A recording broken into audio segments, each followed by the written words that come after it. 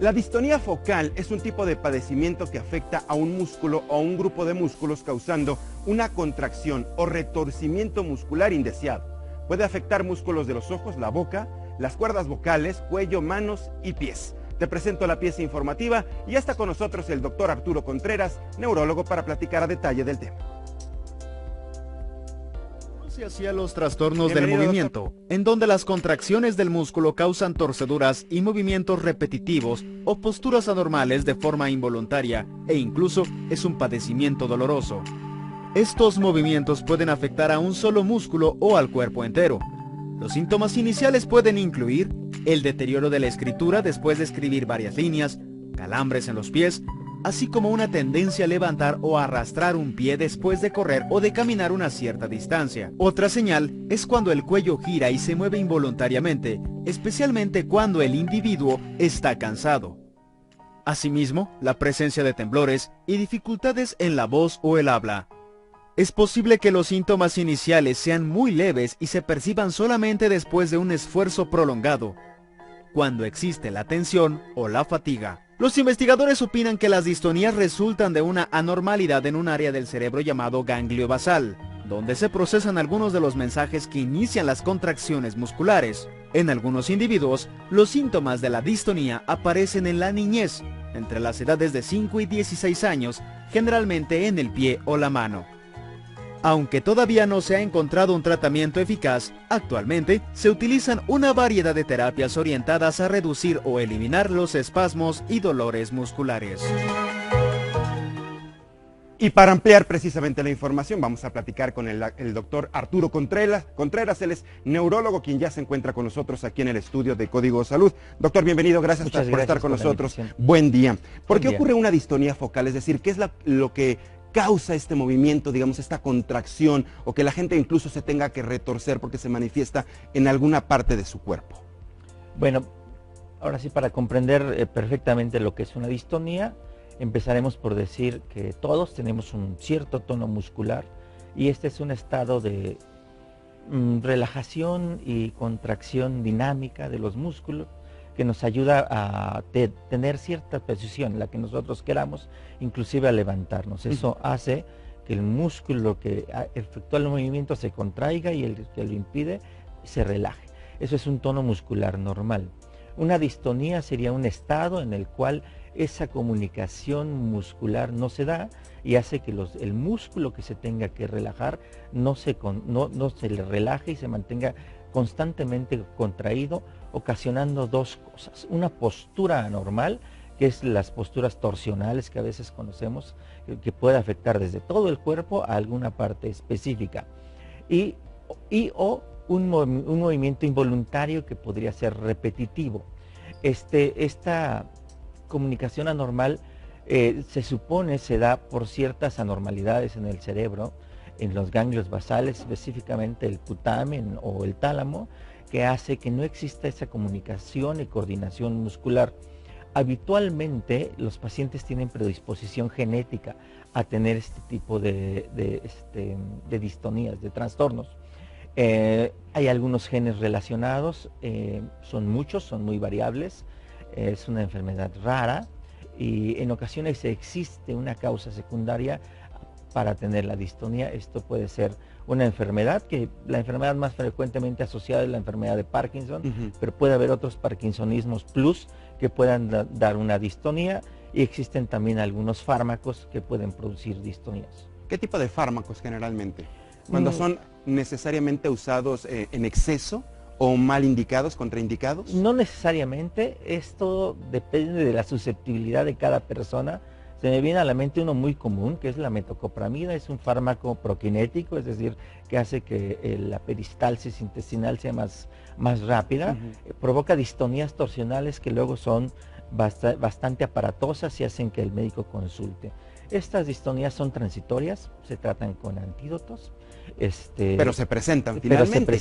Sí aparecen en el organismo de estas personas que utilizan este tipo de fármacos. Ahora, la distonía focal está, así como su nombre lo dice, doctor, ¿está focalizada exclusivamente en los músculos o también puede afectar órganos? Generalmente los músculos son los que se afectan.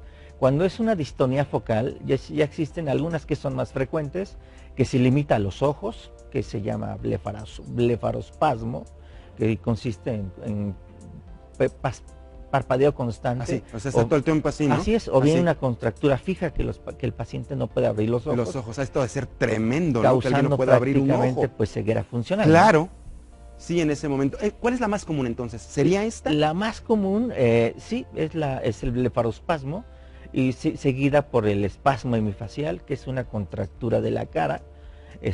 ¿La parálisis facial no tiene que ver con la distonía o es un tipo de distonía? No tiene nada que ver. No tiene nada que ver. Parálisis facial no es distonía focal. No es distonía focal. Okay. Cuando se trata de distonía focal es una contractura fija que genera movimiento involuntario. Y luego regresa a la normalidad. Regresa a la normalidad. O sea, son espasmos finalmente. Así es, son... Por momentos. Por momentos. Por momentos. Pero esto causa incomodidad. Causa dolor, por supuesto. Y a las personas que están expuestas a la pena social, pues les es muy incómodo tener una distonía de este tipo.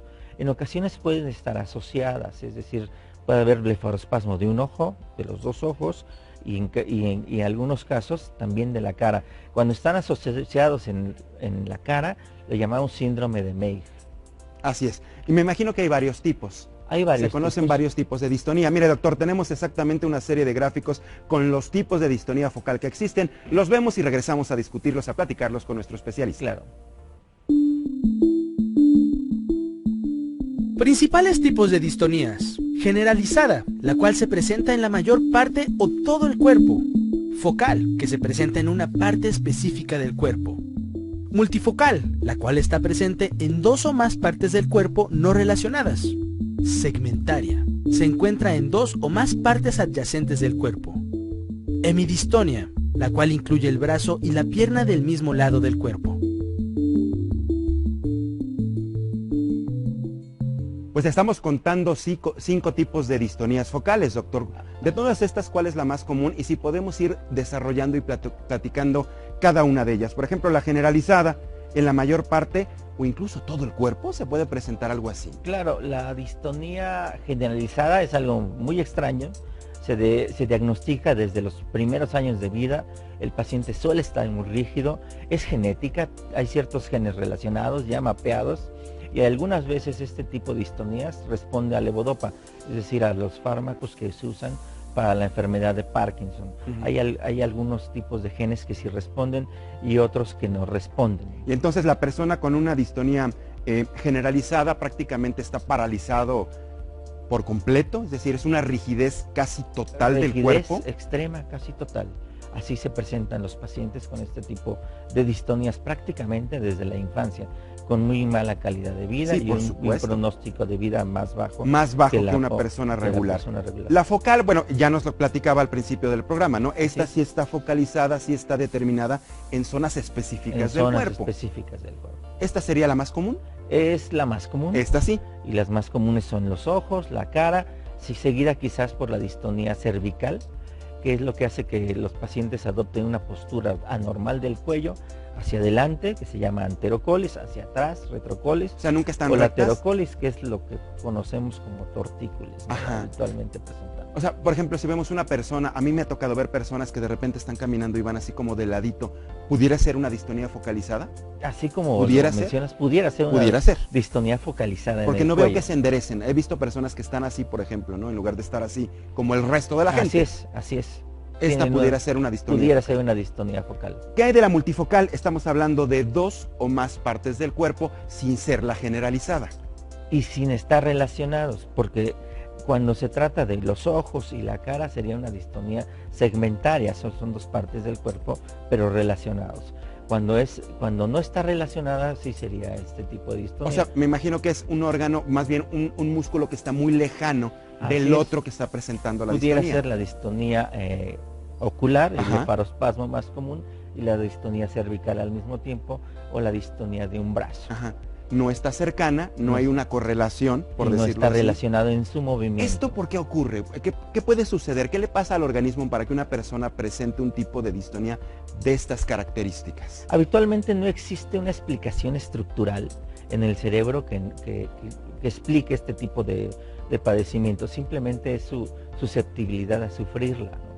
Existe otro tipo de distonía muy llamativo, que son distonías ocupacionales, que no todas las tenemos, son muy particulares.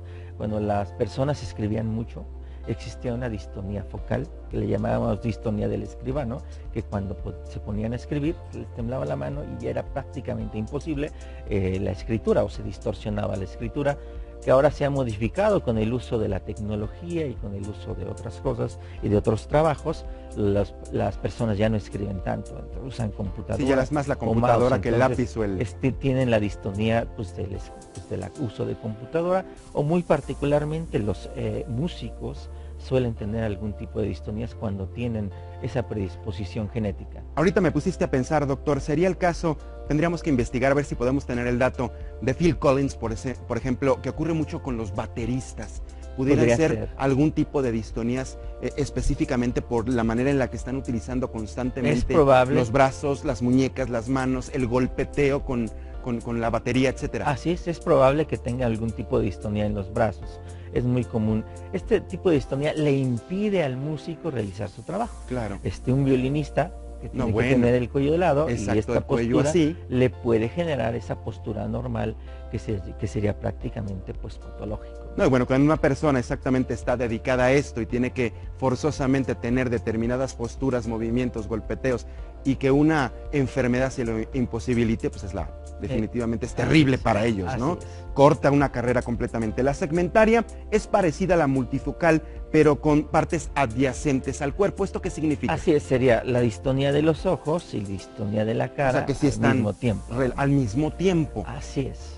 Esto ocurre al mismo tiempo, básicamente. Así es. Esto todavía es más complejo, ¿no? Imagínense una persona que vaya en la calle o que esté en una reunión, en un sitio muy concentrado o solo, y de repente presente dos distonías al mismo tiempo. Es muy incómodo, es frecuente que se presente los ojos, la cara e inclusive distonía de las cuerdas vocales, que en ese caso, bueno, es demasiado incómodo, ¿no? Así es. La última que veíamos en el gráfico, doctor, es la hemistonía.